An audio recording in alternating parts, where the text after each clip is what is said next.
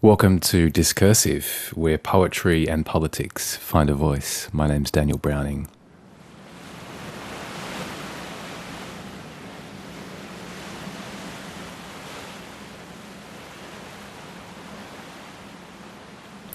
This is a piece called A Floating Mountain, and it came together in thinking about the 250th anniversary of the landing of James Cook and the crew of the Endeavour at Botany Bay, otherwise known as Camay.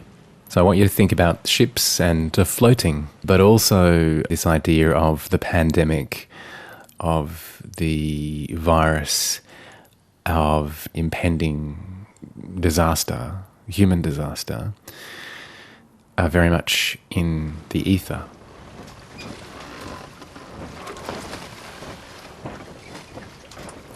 Two ships, one made from white oak felled in the north of England in the 18th century.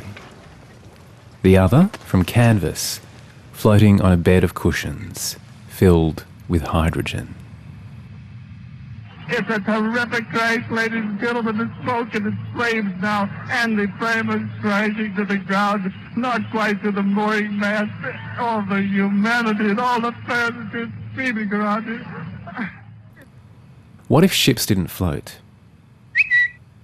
Sudden arrival of an invader from another land, decimating populations, creating terror, forces the population to make enormous sacrifices and completely change how they live in order to survive.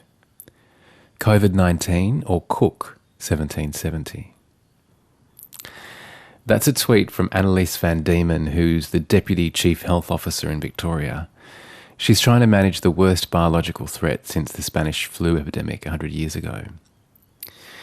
And for blackfellas, she drew the obvious parallel between Cook's fateful journey 250 years ago and the invasion of this new strain of coronavirus. And what I'm going to do throughout this piece is quote from the journals of Cook and Banks.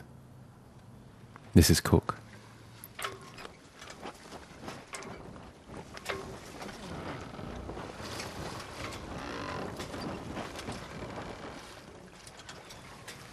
From what I have said of the natives of New Holland, they may appear to some to be the most wretched people upon earth. But, in reality, they are far more happier than we Europeans, being wholly unacquainted not only with the superfluous but the necessary conveniences so much sought after in Europe. They are happy in not knowing the use of them. They live in a tranquility which is not disturbed. Love that. Tweets are a bit like viruses. They float in the ether, in discursive space. Some sink and disappear. They're like wrecks or flotsam and jetsam broken on the vicious reef of public discourse. Unwanted opinions, like plastic straws choking the vital organs of the sea. Tweets seem to hang on skyhooks in the air, waiting for a like or a retweet. They want to go viral. So as the Endeavour is hugging the coastline of Eastern Australia in 1770, James Cook and Joseph Banks are tweeting in their journals.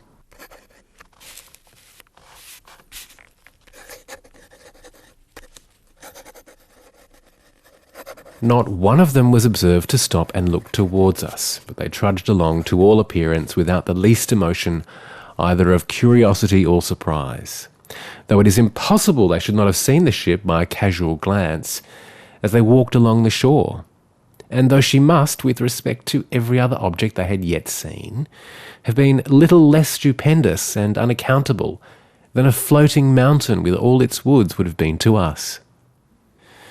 You know that show, Who Do You Think You Are? Instead of passionate, mud-spattered love letters from the battlefront, a lock of hair or a message in a bottle flung into the lake of an asylum, we'll have tweets and posts, IGTV streams or Vines and Snapchats and TikToks. They're our digital footprint.